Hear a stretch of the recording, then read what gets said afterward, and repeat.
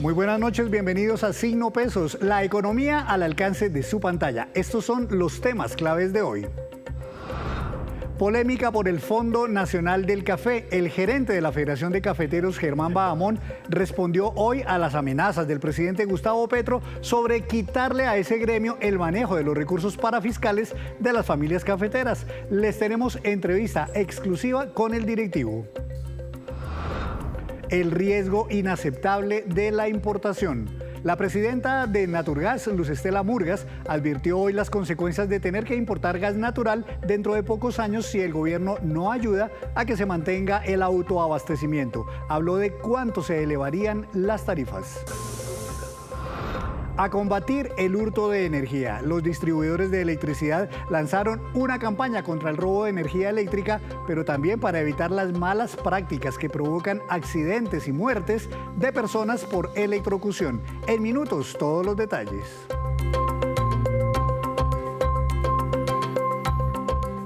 Y comenzamos esta emisión de Signo Pesos hablando de la polémica del día, la controversia que desató el propio presidente Gustavo Petro tras amenazar a la Federación de Cafeteros de quitarle el manejo de los millonarios recursos del Fondo Nacional del Café si este gremio no se reestructura. Petro criticó el modesto papel que tienen las bases cafeteras, las oficinas en el extranjero de la Federación y hasta el elevado salario del gerente de esta federación que, según Petro, asciende a 200 millones de pesos. Ese contrato va a finiquitar, tiene una fecha de terminación. Podemos, porque Santos nos enseñó cómo se hace, porque lo hizo con el Fondo Nacional Ganadero, que también era un recurso público que administraba Fedegan. ¿Hacemos lo mismo? Si la Federación de Cafeteros no se reestructura de acuerdo a la base cafetera, se acaba el contrato del Fondo Nacional del Café con la Federación de Cafeteros. Y esa polémica fue aguda durante todo el día, teniendo en cuenta que la Federación de Cafeteros es un gremio privado, que los recursos de los cafeteros no son públicos, sino de los mismos cafeteros, y que el gobierno ya tiene ministros delegados ante el Comité Nacional Cafetero. En Cartagena, donde se celebra el Congreso Empresarial Colombiano, mi compañero Víctor Grosso habló en exclusiva sobre esta polémica con el mismo gerente de la Federación, Germán Bahamón. Henry, seguimos en el cubrimiento de este Congreso Empresarial de la ANDI y uno de los temas, pues además de la desaceleración de la economía, en fin, por algunos comentarios del presidente de la República, del doctor Gustavo Petro, uno de los temas también bastante discutidos, no solo aquí en Cartagena, sino en el país entero y sobre todo en esas regiones cafeteras, se derivan de unos pronunciamientos del presidente de la República sobre el Fondo Nacional del Café. Y aprovechamos que nos encontramos aquí al presidente de la Federación Nacional de Cafeteros para hablar un poco de eso, pero también del sector. Doctor Germán Bahamón, bienvenido a Signo Pesos, a Noticias Caracol, muchas gracias por atendernos. Víctor, muchísimas gracias por esta invitación y un saludo muy especial. El sector agrícola se desaceleró bastante en el segundo trimestre de este año. ¿Cómo le fue al café, particularmente además en medio de un fuerte bajonazo en los precios internos del grano?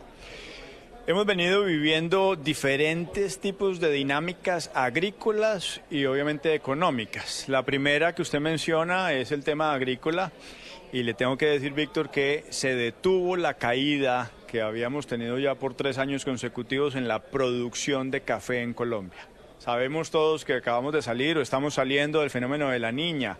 Más de 36 meses de lluvias inclementes que definitivamente afectan la productividad, pero el parque cafetero está intacto. ¿Por qué? Porque tenemos variedades que han sido proveídas por Cenicafé en su esfuerzo de investigación y desarrollo que son resistentes a los cambios climáticos y a la roya. Eso nos permite tener hoy un parque cafetero listo para poder reaccionar cuando haya ese cambio. Hoy ya estamos viviendo algún tema de luminosidad, lo vivimos al inicio del año un poquito y ahora los expertos en climatología nos dicen que viene el fenómeno del Niño.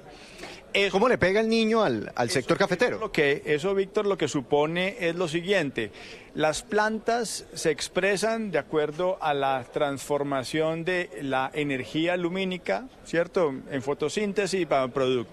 Lo importante para decir y obviamente para resumir es que un fenómeno del Niño que sea leve o moderado podría ser benéfico para la caficultura porque es luminosidad. Y eso hace que haya floración, carga y producción. Es decir, primicia para ustedes es se detuvo la caída de la producción de café en Colombia y este año creceremos en la producción. El año pasado tuvimos 11.1 millones de sacos, este año esperamos crecer entre un 2 o 3% con respecto al año pasado, lo cual es muy importante porque mandamos un mensaje de que estamos haciendo las cosas bien con el Fondo Nacional del Café. El fondo es el que permite esa investigación y desarrollo que hemos hecho a través de la historia y que hoy los cafeteros colombianos tengan unas variedades que sean resistentes. En el 2009, cuando el parque cafetero era Caturra, ahí se fue al traste la caficultura y llegamos a 7 millones de sacos. Hoy no, hoy llegamos a un mínimo de 11.1 y este año creceremos. ¿De dónde sale la plata que alimenta ese Fondo Nacional del Café? La plata es de los cafeteros, porque la contribución cafetera, que es la que forma la parafiscalidad, es de 6 centavos de dólar por libra exportada. Y como el producto del café es netamente exportable, nosotros ahí recibimos una contribución cafetera que se reinvierte en la caficultura en 4 bienes públicos.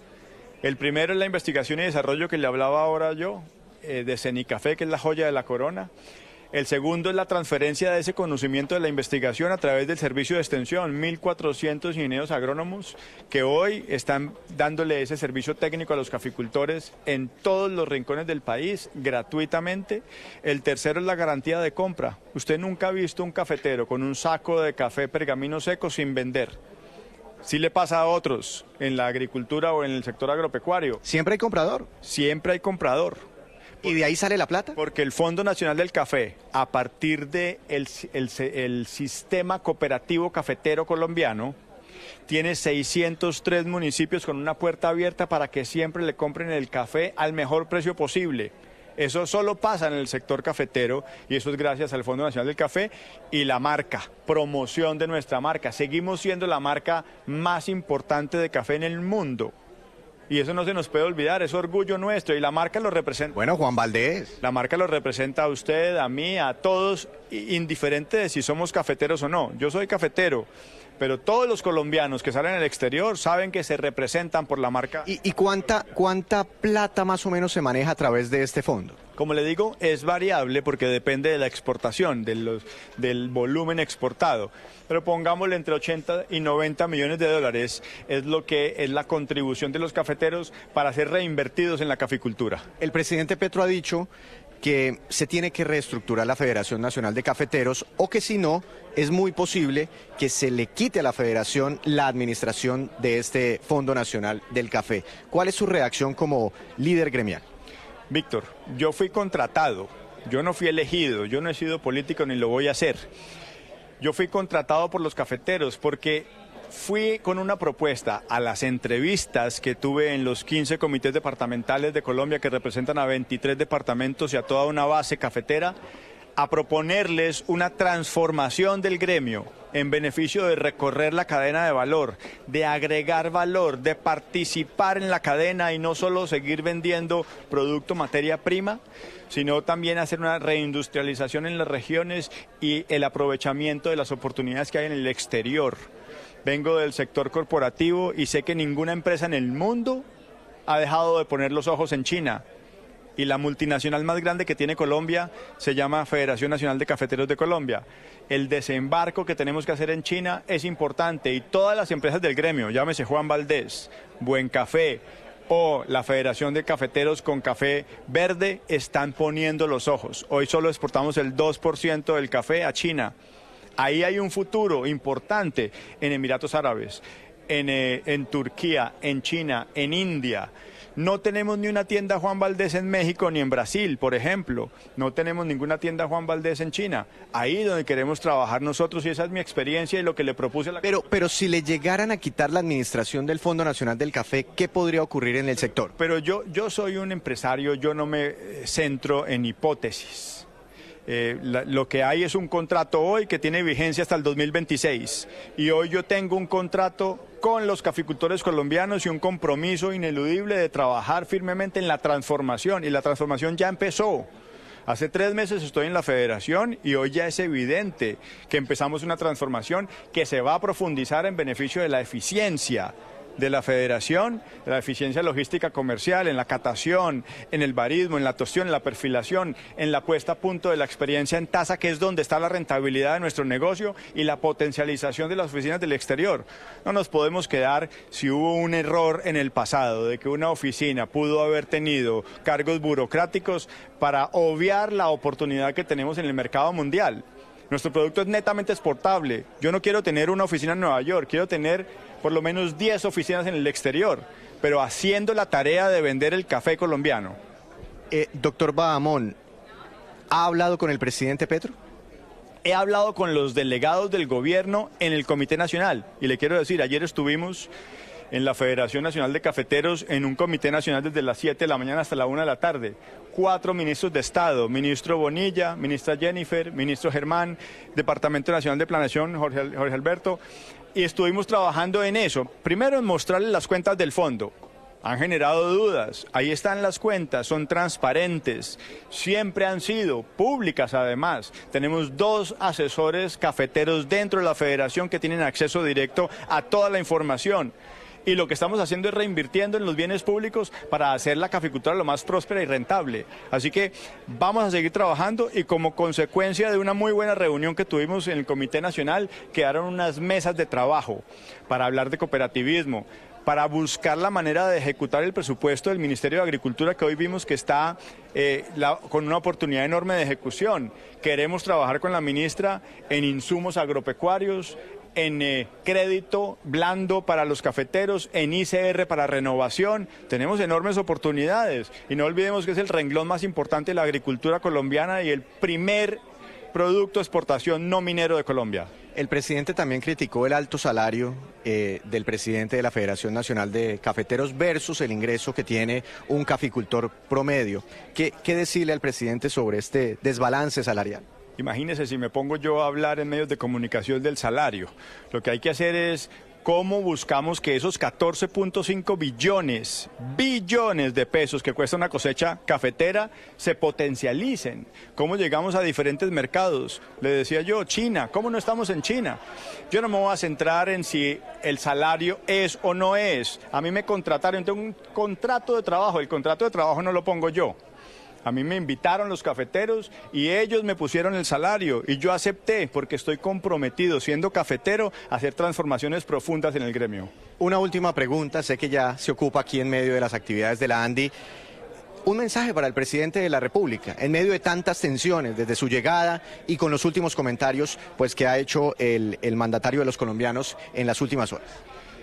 Que acepto el llamado que hizo el 20 de julio a la unidad nacional, a convocar el diálogo, a hacer que la paz sea el eje rector de todas las políticas de la sociedad. Yo estoy convencido de eso, y no hay nada mejor para un diálogo que un café. Está invitándole un tinto al presidente. Quiero llevarle café colombiano a la Casa de Nariño y tomarme un tinto con el presidente de la República. Doctor Bahamón, muchas gracias por estos minutos para Signo Pesos. Víctor, muchísimas gracias. Un saludo. Henry, ahí teníamos estas declaraciones en exclusiva para Signo Pesos del presidente de la Federación Nacional de Cafeteros, el doctor Germán Bahamón. Siga usted con más información. Víctor, muchas gracias, y ojalá se dé pronto ese café entre el gerente de la federación y el presidente para limar estas asperezas que a nadie le hacen bien. Y otra polémica que también originó el primer mandatario es por el Tratado de Libre Comercio con los Estados Unidos, el cual lleva ya 11 años de vigencia. Petro criticó algunos efectos nocivos que a su juicio ha tenido el TLC en Colombia, especialmente sobre el sector agrícola, pues dijo que el TLC prohíbe cultivar maíz en Colombia. Hoy hubo diferentes reacciones de los dirigentes de diferentes gremios, entre ellos FENAVI y la misma Cámara de Comercio Colombo-Americana. Tendríamos 1.200.000 puestos de trabajo más, es decir, trabajo, es decir, riqueza. ¿Por qué no lo puedo hacer? Porque me lo prohíbe el Tratado de Libre Comercio con los Estados Unidos. Quiero anunciar públicamente que comienza su renegociación. Ahí están las críticas y el anuncio de querer renegociar este tratado, pero sobre este tema, como dijimos, ya varios gremios hablaron, se pronunciaron sobre estas críticas y desmintieron esos supuestos efectos nocivos, y además mostraron las bondades que sí ha tenido el TLC. Veamos algunas de esas opiniones. Colombia produce 1.3 millones de toneladas de maíz, de las 6.5 millones de toneladas que necesita. Antes del Tratado de Libre Comercio con Estados Unidos en el 2012, traía en su mayoría de Argentina. Después del año 2013, 2014, se fue pasando paulatinamente y migró de lo que se traía de Mercosur, Argentina y de Brasil hacia Estados Unidos. El TLC con Estados Unidos no prohíbe que se pueda cultivar maíz en Colombia. El año pasado incluso se aumentaron en 300.000 hectáreas la producción de maíz. Es una sorpresa porque para poder hacer una renegociación se requiere la voluntad de las dos partes. Y en este momento, pues obviamente ayer oímos la voluntad de Colombia de abrir un proceso de renegociación y eso tiene unos protocolos, un procedimiento, que efectivamente el primer paso es que Estados Unidos quiera hacer ese proceso. Sin embargo, para lograr traspasar de 1.2 millones a la necesidad de país, que son 6.5 millones de toneladas de maíz, pues se requiere de un proceso mucho más arduo en ese proceso de reindustrialización, de productividad, que lo podríamos desarrollar y que se puede hacer, pero necesita un proceso de transición. Ahí están las polémicas que nunca faltan en el sector de la economía colombiana. Hacemos una breve pausa, pero cuando regresemos espere las nuevas cifras que tuvo la caída en la venta de viviendas nuevas en nuestro país. Ya nos vemos. Gracias por continuar con nosotros en Signo Pesos. Un sector que ha estado en el centro de las preocupaciones empresariales es el energético, porque las políticas del gobierno amenazan la seguridad del autoabastecimiento, especialmente en el gas y en el petróleo. También hay demoras con los proyectos eléctricos. De nuevo, Víctor Grosso buscó en Cartagena a la vocera de la industria del gas natural, Luz Estela Murgas, y hablaron sobre estas alertas. Henry, buenas noches. Pues seguimos aquí en este Congreso Empresarial de la ANDI en la ciudad de Cartagena, seguimos hablando con los empresarios, pero también con líderes gremiales de distintos sectores muy importantes para la economía. Definitivamente uno de los temas centrales es esa desaceleración que ha tenido el PIB colombiano, el crecimiento económico de nuestro país, 0,3% en el segundo trimestre de este año, y aquí están tratando de identificar fórmulas, de mirar de pronto herramientas, soluciones, en fin, para darle un estartazo a la economía, para intentar reanimarla, para intentar cerrar este año 2023 con números positivos. Me encuentro, como ya puede ver usted, Henry, con la presidenta de Naturgas, con la doctora Luz Estela Murgas, para hablar un poco sobre el sector energético. Doctora Murgas, gracias por acompañarnos en Signo Pesos. Buenas noches. Víctor, muchísimas gracias. Un saludo especial para usted y, por supuesto, para toda la audiencia de Signo Pesos. Doctora Murgas, ¿cómo le fue al sector energético particularmente dentro de los datos del crecimiento de la economía del segundo trimestre? Sin lugar a dudas, muy similar a lo que ocurrió con las demás actividades económicas, hubo un decrecimiento en la inversión del sector energético. Pasamos al 1.3%, que a pesar de que no sea negativo, sí es mucho menor que el año anterior, en el que estábamos alrededor del 7% en materia de inversión. Yo creo que la desaceleración económica que hoy estamos evidenciando lo que amerita es que tomemos acciones de corto plazo y de manera inmediata para no entrar en un estancamiento, porque salir y superar el estancamiento es mucho más complicado, y sin perjuicio de que el gobierno nacional haya anunciado que va a, por supuesto, ejecutar su presupuesto de una manera mucho más rápida, incrementando el gasto público, y eso puede movilizar la economía. Aquí es muy importante señalar que se necesita dinamizar la inversión del sector privado en infraestructura, que eso implica vivienda, que implica vías, etcétera, pero también, por supuesto, en el sector energético, en lo que corresponde a la exploración y producción, por ejemplo, de gas natural, en lo que necesitamos incrementar la actividad exploratoria, Víctor, para poder tener gas natural disponible para todos los colombianos. Confiabilidad en el servicio de energía eléctrica y confiabilidad en el servicio de gas natural. ¿Ya ha hablado con el nuevo ministro de Minas y Energía? Tenemos próximamente una reunión para hablar de todos estos temas del sector energético. Hay, por supuesto, algunas decisiones que tienen que tomarse de manera urgente. Se avecina un fenómeno del Niño, estamos en un proceso de comercialización de gas para los próximos años, y ahí hay que tratar de flexibilizar e incentivar la inversión para que esas compras y suministro de gas, por supuesto, puedan darse en un escenario seguro y confiable. Pero por supuesto también hay desafíos de mediano plazo y largo plazo, y en eso también tenemos que trabajar, como el plan y la hoja de ruta de la transición energética que está programando el gobierno. En esa transición energética, ¿ustedes siguen teniendo la sensación de que no se van a firmar nuevos contratos de hidrocarburos? Yo creo que el ministro ha señalado y ha insistido en el mensaje de continuar acelerando las actividades de los contratos suscritos, pero no ha hablado de suscribir nuevos contratos. ¿Qué creo yo sobre un anuncio en ese sentido? Es una señal tanto para los inversionistas como para las comunidades y funcionarios públicos de que a largo plazo no se va a requerir exploración y producción de gas y de petróleo y por supuesto otros minerales. Pero también tiene un impacto en la ejecución de los contratos vigentes, Víctor. ¿Por qué hablo de funcionarios y hablo de comunidades?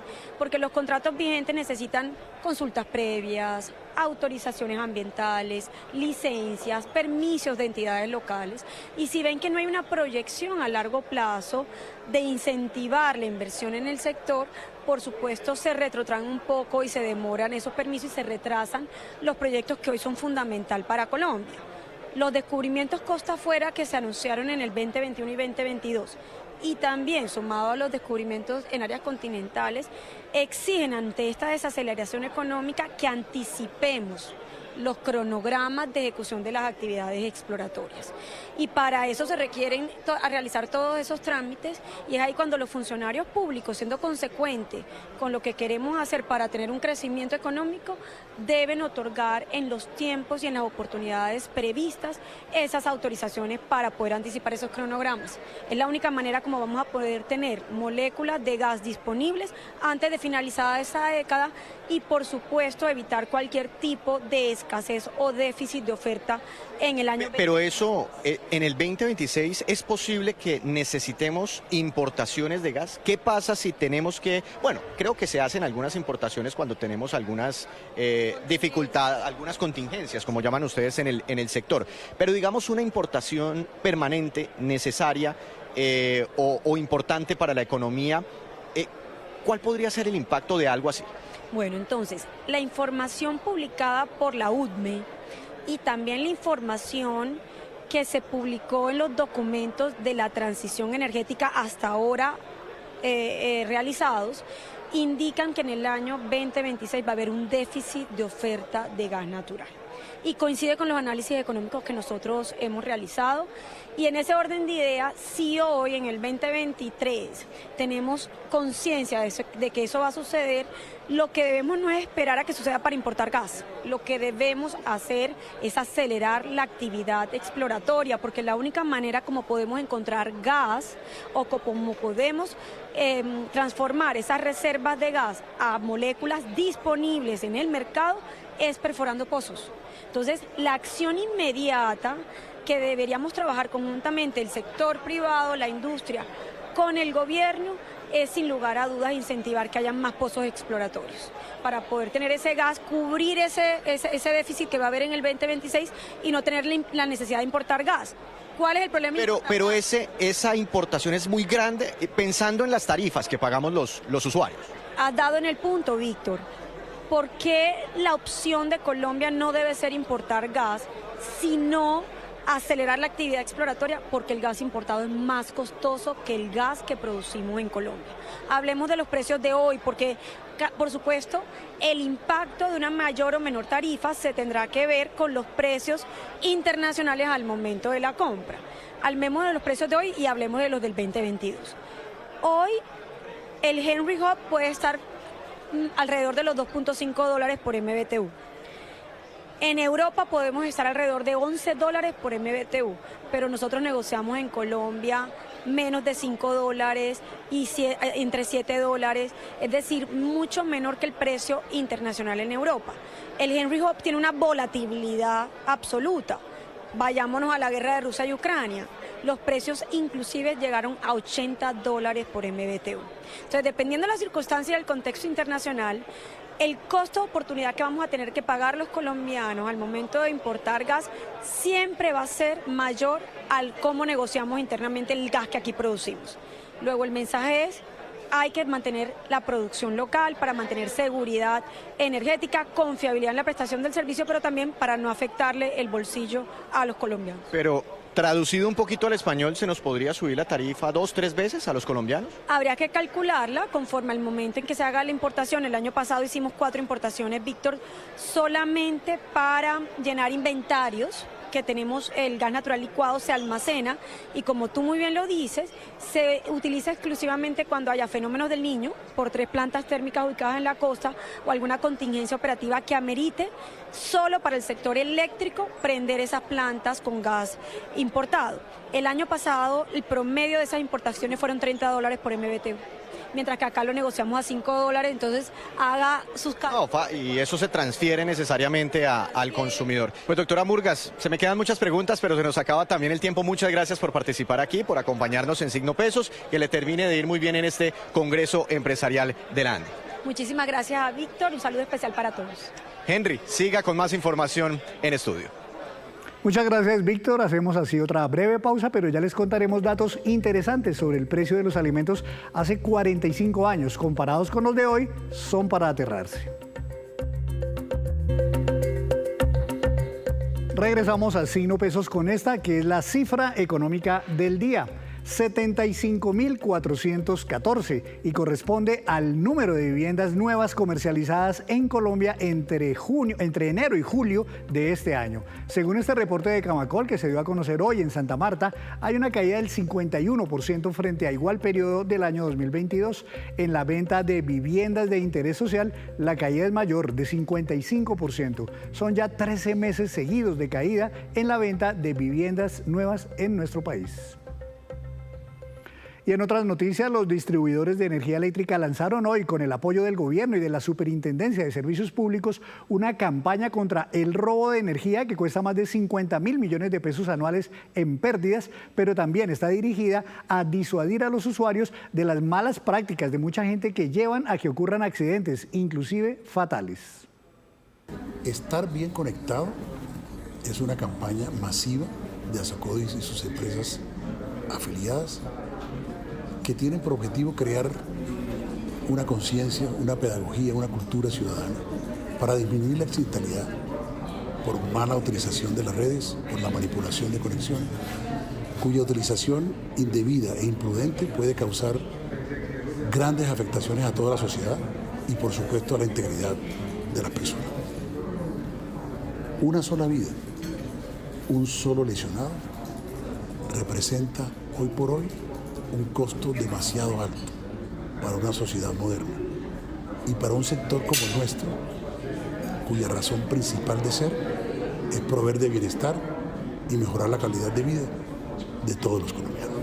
Del año 2016 al año 2021, lamentablemente han fallecido 1.316 personas, de las cuales 86% son hombres, 8% mujeres y 6% niños. Esa situación es lo que nos motiva a adelantar esta campaña. Ninguna muerte, ningún lesionado es deseable. Y reitero, es la principal motivación para esta campaña, estar bien conectado. Y el director de Planeación Nacional, Jorge Iván González, habló hoy de la baja ejecución presupuestal de varios ministerios y de la manera como se buscará acelerar la inversión en los diferentes proyectos. Claro, todos estamos de acuerdo en que hay que mejorar la ejecución. Es un mensaje durísimo del presidente, clarísimo. Sobre todo hay 3 sectores que pueden contribuir muchísimo a la reactivación, además porque tienen más recursos del presupuesto, que son vivienda, el Ministerio de Agricultura y Transporte. Es decir, si esos 3 sectores empiezan a trabajar ya en contratación, hay muchos compromisos. Lo que pasa es que todavía no se han hecho los pagos. Pero lo que explica el Ministerio de Transporte, por ejemplo, es que ya hay muchos compromisos adquiridos, pero todavía hay que avanzar más en los pagos. Pero yo sí creo que ese es un camino importantísimo. En el tema de infraestructura educativa también hay muchos recursos. Educación va a tener mucho más recursos. Entonces, obviamente, si todo este aparato empieza a funcionar de manera más articulada y sobre todo, vuelvo a decir, si juntamos esto con los recursos del Sistema General de Regalías y con las ciudades, trabajar con las ciudades de manera conjunta, Gobierno Nacional y ciudades, podemos contribuir a la reactivación de la economía. Y ahora les presento estos que son los indicadores económicos que usted debe conocer antes de irse a dormir. La tasa representativa del mercado que regirá mañana es de 4.093 pesos con 96 centavos, bajó 36 pesos con 37 centavos. El petróleo Brent, de referencia para Colombia, subió 0,80%, se ubicó en $84 con 12 centavos por barril. El precio interno del café colombiano bajó y quedó en promedio a 1.280.000 pesos la carga. El índice MSCI Colcap de la Bolsa de Valores de Colombia bajó 0,75%.